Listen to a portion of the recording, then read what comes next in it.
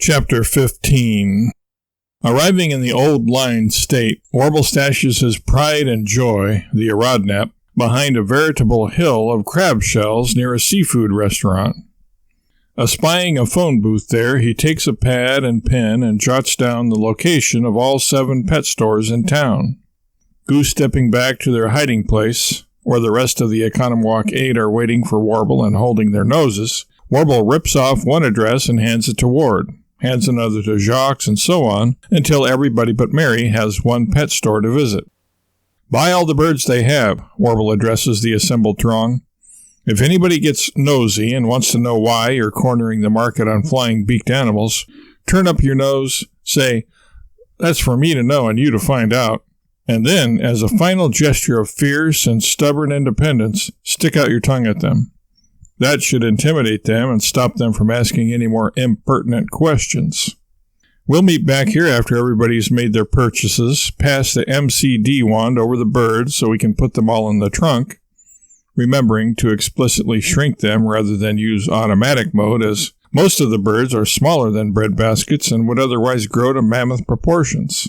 And then, of course, we'll revert them to their normal size before turning them loose in that wacko, commie, beatnik, pinko ratfink's backyard. All right, synchronize your watches. It's 3:14 p.m. Eastern Standardized Time. Get back here as soon as you can. Oh, and make sure to keep your receipts if you expect to get reimbursed next quarter. Where am I going, Warble? Mary asks, feeling left out, as no address had been doled out to her. Come with me, Mary. We're going to the exotic pet store down the road a piece. Soundtrack note. What say ye to Down the Road a Piece by either Chuck Berry or Foghat?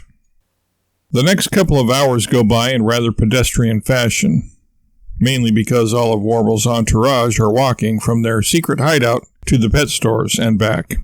Each member of the unlikely group of travelers return to Crabshell Hill one by one, until Warble and Mary are the only ones missing. Well, you know what they say, crows Albert. One boy will do the work of one boy. 2 boys will do the work of half a boy. That may be, Albert, Marianne says, but Mary is not a boy, so that theory flies pretty much right out the window or falls flat on its face in this instance. Maybe Mary's not a boy, but the principle of the thing is still true, I think, Albert defends himself. This starts a big argument, though, as Marianne vehemently contends that the boys' inverse work ratio rule only applies to males specifically and that it doesn't hold water with females. Comfy stays out of the argument at first, but finally notes, if it only applies to boys, then why are Warble and Mary, who you admit is not a boy, taking so long? Where are they? Just then the belated duo arrive. Mary is carrying several bird cages in each hand and is even balancing one on her head. Each cage is packed wall to wall and to the rafters, so to speak, with birds. The winged creatures look like teenagers crammed into phone booths or Volkswagen Beetles, only not as happy. Warble had heard Comfy asking about he and Mary's whereabouts. We're right behind you, Comfy, Warble wheezes, puffing and straining, pulling a giant cage on wheels behind him.